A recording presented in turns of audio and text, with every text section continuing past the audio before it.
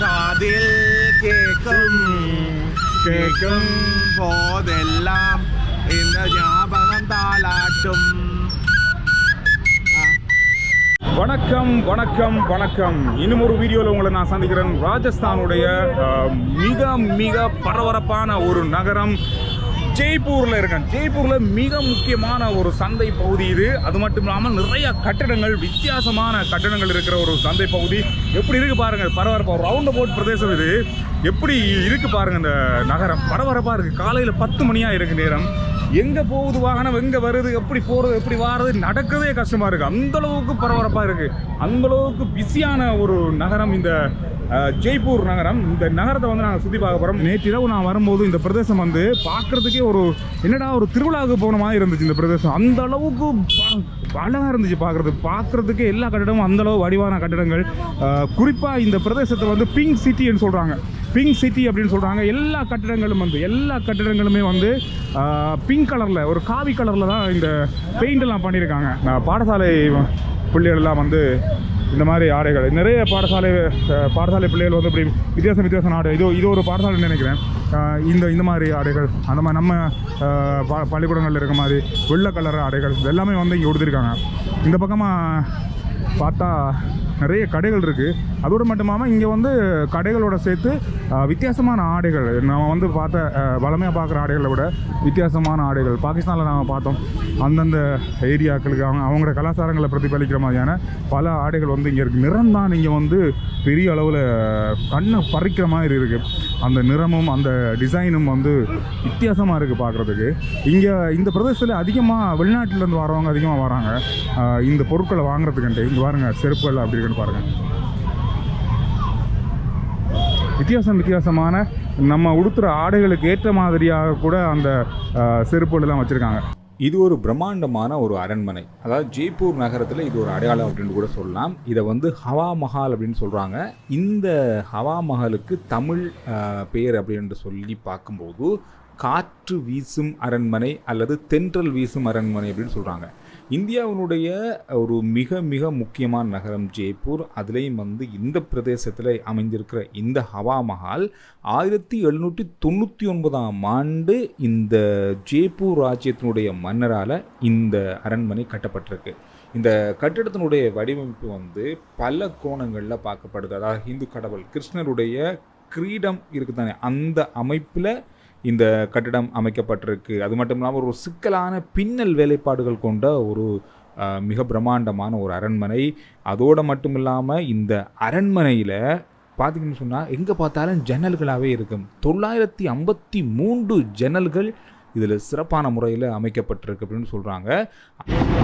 பொதுவாக எங்கே போனாலும் இந்த இஞ்சி டீ இங்கே இருக்கும். உத்தரப்பிரதேசத்துலேயும் இதே மாதிரி டீ கடைகள் அதிகமாக கிடைச்சது.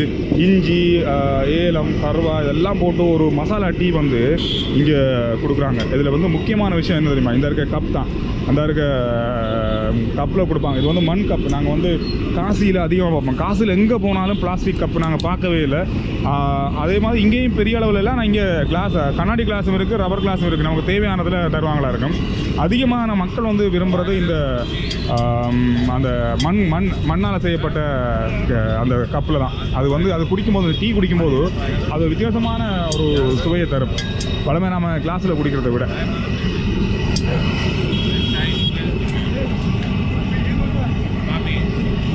ஓகே, அந்த இடத்துல இருந்து பக்கத்தில் இருக்கிற ஒரு இடம் ஜந்தர் மந்தர் அப்படின்னு சொல்கிறாங்க. இந்த இடத்த இது என்ன அப்படின்றத கைட்டில் கேட்போம் வாங்க. எனக்கு உண்மையாக தெரியலை, எங்கள் ஆக்களுக்கும் யாருக்குமே தெரியலை இது என்ன இடம் அப்படின்றத கேட்போம். Jantar means instruments, mantra means the calculation of the instruments, and this Jantar Mantar was constructed in 1728 by Maharaja, the founder of Jaipur, Jai Singh.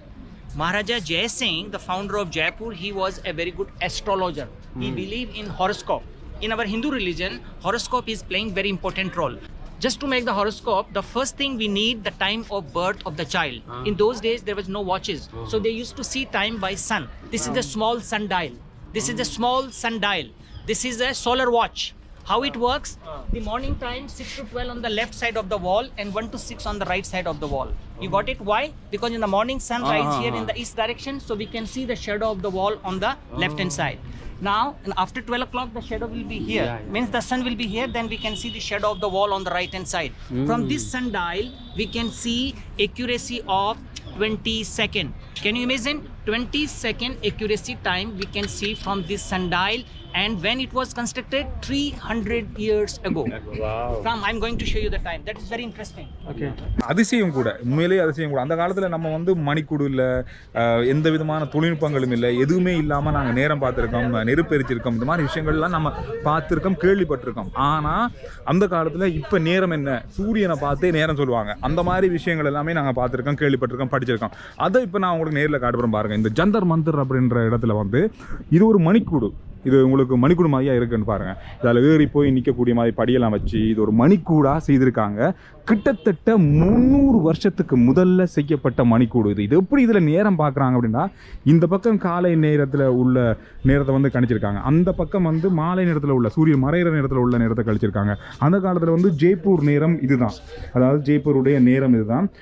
அதிலிருந்து நாங்கள் 23 நிமிஷத்தை வந்து இப்போ கூட்டி வச்சுருக்கோம். அதனால் எப்படி இந்த நேரத்தை கணிக்கிறாங்க, எப்படி பார்க்குறாங்கன்னு சொன்னால், இந்த ஒவ்வொரு மாபிளும் ஒவ்வொரு கோடு கூட இருக்குது தானே, அதெல்லாம் ஒவ்வொரு மணித்தியாலமாக கணிச்சு வச்சுருக்காங்க, ஒவ்வொரு மணித்தியாலமாக வச்சுருக்காங்க. இதில் வந்து இதில் ஒரு 15 நிமிஷம், இதில் ஒரு 15 நிமிஷம், இதில் ஒரு 15 நிமிஷம், இதில் ஒரு 15 பாருங்க, 4 பிரிச்சிருக்காங்க. அதுக்கு பிறகு ஒவ்வொரு 5 நிமிஷமாக பிரிச்சிருக்காங்க. அதுக்கு பிறகு ஒவ்வொரு நிமிடங்களாக பிரிச்சிருக்காங்க. இப்போ வந்து இந்த கல்லில் நாங்கள் நேரத்தை பார்க்கும்போது சரியாக எங்களோட நேரத்தின் படி இப்போ 10:55 இருக்கணும். இந்த இடத்துல பார்த்தீங்கன்னா 10:55 இருக்கணும். இதில் எண்ணி பார்க்கும்போது 10:56 இருக்குது. சில நேரம் என்னோடய நேரம் வந்து பிள்ளையாக இருக்கலாம், ஒரு நிமிஷம். இந்த மாதிரி இந்த விஷயத்தை வந்து எவ்வளோ துல்லியமாக எவ்வளோ அழகாக கணிச்சு வச்சுருக்காங்க பாருங்கள் அந்த காலத்தில். இது ஒரு உண்மையிலே ஒரு ஆச்சரியமான விஷயந்தான். இது வந்து நேரம் பார்க்குறதுக்குண்டே இதை கணிச்சு இதில் வந்து நேரம் பார்க்குறாங்க. என்னதான் தொழில்நுட்பங்கள் மாறினாலும், என்னதான் காலநிலை மாற்றங்கள் மாறி இருந்தாலும், 300 வருஷத்துக்கு முதல்ல சூரியனுடைய வெளிச்சத்தை வச்சு இந்த அதனுடைய அளவை வச்சு கணிச்ச நேரம் இன்றைக்கும் சரியாக இருக்குது அப்படின்றது தான் எனக்கு ஒரு ஆச்சரியமான விஷயம். மற்றது இன்னொரு விஷயம், இந்த இடத்துல இருக்கும்போது பயங்கரமான வெயிலாக இருக்குது. வெயிலன்னா வெயில், அவ்வளோ வெயிலாக இருக்குது. ஆனால் இந்த இடத்துல இருக்கும்போது ஏசி கூட இருந்து காற்று வர மாதிரி, இந்த கல்லில் பட்டு காற்று வருது. அந்த மாதிரி வித்தியாசமான ஆச்சரியமான பல விஷயங்களை வந்து இந்த இடத்துல எனக்கு பார்க்க கிடைச்சது. ஏன்னா நிறைய விஷயங்கள் இருக்குது. இதில் ஒரு விஷயம் இது ஜந்தர் மந்தர் அப்படின்ற இடம். ஜெய்ப்பூர் வந்தீங்கன்னா கண்டிப்பாக இந்த இடத்த வந்து பாருங்கள். நிறைய விஷயங்கள் வந்து வித்தியாசமான இந்த தொழில்நுட்பத்தை பயன்படுத்தி, அதாவது இயற்கையான தொழில்நுட்பத்தை பயன்படுத்தி, சூரிய அந்த நகர்வை பயன்படுத்தி, அந்த அசைவுகளை பயன்படுத்தி நிறைய விஷயங்களை கணிச்சிருக்காங்க. மழை வாரத்தை பற்றி, மழை எவ்வளோ பெய்யும்ன்றதை பற்றி, காற்று, வானிலையினுடைய தன்மை எப்படி மாறும், இந்த மாதிரியான விஷயங்களை வந்து கணிச்சிருக்காங்க. நாங்கள் வந்து ஒரு சாதாரணமான ஆட்டோ, அதாவது எலக்ட்ரிக் ஆட்டோவில் இந்த மார்க்கெட், அதாவது இங்கே இருக்கிற சாதாரணமான லோக்கல் மார்க்கெட்டை வந்து பார்க்க போகிறோம். நான் முதல் பார்த்த அந்த பிரதேசம் இது கொஞ்சம் வித்தியாசமாக இருக்கும். இதில் போகிற ஆட்டோ இருக்குது. நான் முதல்ல சொன்ன மாதிரி இந்த எலக்ட்ரிக் ஆட்டோக்கள் நிறைய பயன்படுத்துகிறாங்கன்னு சொன்னேன் நான் உங்களுக்கு. இதில் போகிற எல்லாமே எலக்ட்ரிக் ஆட்டோ தான். இதில் உள்ள சிறப்பு என்னென்னா, நாங்கள் வந்து 3 பேரும் கேட்டோம். 3 பேரும் போகிறது கேட்கும்போது ஒரு ஆளுக்கு 10 ரூபா சொன்னாங்க. 10 ரூபா போகிறதுக்கு, கொண்டு போய் திரும்ப வாரத்துக்கு 20 ரூபா ஒரு ஆளுக்கு. பாருங்கள் எவ்வளவு குறைவாக இந்த போக்குவரத்து. சாதாரணமாக டூரிஸ்டாக இருந்தாலும் சரியா, இங்கே இருக்கிறவங்களாக இருந்தாலும் சரி தான், எல்லாருக்குமே அதே கணக்காக தான் இங்கே வந்து இந்த கட்டணங்கள், போக்குவரத்து கட்டணங்கள் இருக்குது.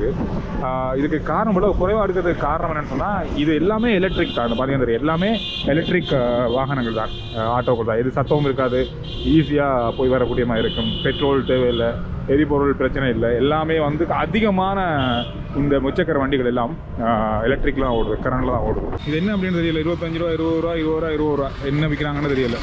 தண்ணி மாதிரி ஊற்றி கொடுக்குறாங்க. ஜூஸ், எலுமிச்சம், லெமன் ஜூஸ், எலுமிச்சை சாறு. இங்கே வந்து பாருங்கள், எல்லா இதுலேயும் வந்து நாம் முதல் யூபிஐ, கூகுள் பே, இது எல்லாமே இருக்குது. ஒரு சாதாரணமான கடையில், ஒரு சாதாரணமான ஒரு வீதியோர கடையில் கூட ஆன்லைனில் காசை வந்து மாற்றக்கூடிய, அதாவது செலுத்தக்கூடிய அளவில் இந்த மாதிரி வசதிகள் வந்து இருக்குது.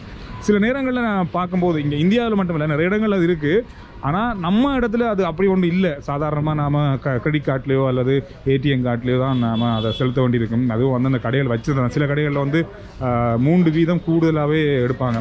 அப்படியெல்லாம் இருக்குது. ஆனால் இங்கே வந்து அப்படி இல்லை, சாதாரணமாக இதெல்லாம் வந்து வச்சுருக்காங்க. இது உண்மையில் நமக்கு வரணும். கண்டிப்பாக இந்த மாதிரி விஷயங்கள் நமக்கு வரணும். எப்போ அந்த காலம் வருமானு தெரியாது. குறைஞ்ச அளவுக்கு அதிகமாக பணப்புழக்கத்தை குறைக்கலாம். அது மட்டும் இல்லாமல் நிறைய விஷயங்கள் வந்து நல்லா இருக்கும். பாருங்க, இங்கே பாருங்கள், நிறைய மரக்கறிகள் புதுசாக இருக்குது. எனக்கு என்ன மரக்கறின்னு தெரியல, என்னன்னே தெரியல. அது நல்ல கூலாகவும் இருக்குது, நல்ல ஃப்ரெஷ்ஷாகவும் இருக்குது. இது இது இந்த கலர் நல்லா இருக்குது. இது இது இது என்ன மாதிரி? இந்த டாப்பும் நல்ல வடிவு. நல்ல வடிவு. மாடல் பண்ணட்டா உங்களுக்கு நான். This one is a sari. சாடி. Then we'll open it. பாருங்க, ஓப்பன் பண்ணுறாங்களாம். இந்த இழுத்து அங்கே இழுத்து தான் சாரி ஓப்பன் பண்ணுறாங்களா? ஓ, வித்தியாசமாக இருக்குது. இப்போ 2 பேர் இழுக்கணும் போல கேட்பேன். It's a tie and dye sari. Now I'll explain you. You see this? This is all tie. We used to tie it, then we dye it. When we open it, the design will come out. Open பண்ணால் தான் design வரும். It's a bandhani design. Tie and dye bandhi. One of the oldest tradition in Rajasthan. I'll open it. Okay. पीछे जा. என்ன இழுக்கலுக்கு வந்து கொண்டு இருக்கு? अरे यार मैंने पूरी आपका ऐसे देखता है ना. She likes. She is someone who loves lot of channels. சொக்கி தானி அப்படின்ற ஒரு இடம் இது. அதாவது பொதுவாக ஒரு இடத்துக்கு நாங்கள் போனோம்னு சொன்னால் எல்லாத்தையும் ஒரே இடத்துல பார்க்கலாத. ஒவ்வொரு இடத்துலையும் வந்து நாங்கள் தேடி போய் பார்க்கணும். அந்த இடங்களுடைய கலாச்சாரம், அந்த இடங்களுடைய பாரம்பரியங்கள்லாம் பார்க்கணும். ஆனால் இந்த இடத்துல வந்து என்ன செஞ்சுருக்காங்கன்னா, ஜெய்ப்பூருடைய பழமையான பாரம்பரியமான விஷயங்கள் எல்லாத்தையும் சேர்த்து ஒரு கிராமம் மாதிரி உருவாக்கி வச்சுருக்காங்க. அந்த காலத்தில் என்னென்னலாம் இந்த பிரதேசத்தில் இருந்துச்சோ அது எல்லாத்தையும் ஒரே இடத்துல பார்க்கக்கூடிய மாதிரி அப்படியே உருவாக்கி வச்சிருக்கிற ஒரு அழகான கிராமம் இந்த சொக்கி தானி அப்படின்ற கிராமம். மண்ணை போட்டு நம்ம ஊர்களில் பறிக்கிற மாதிரி அந்த நாளில் காஃபி இருக்குது, டீ இருக்குது, அது பால் டீ, சாத்திரம் சொல்கிறது, இந்த மாதிரி விஷயங்கள் நிறைய இங்கே இருக்குது. அதை கூட இங்கே வச்சுருக்காங்க. நிறைய விளையாடுறதுலேருந்து எல்லா விஷயங்களும் இங்கே இருக்குது. இது சாத்திரம் சொல்கிறது. இந்த மாதிரி நம்ம ஊரில் அந்த காலத்தில் சொல்லுவாங்க.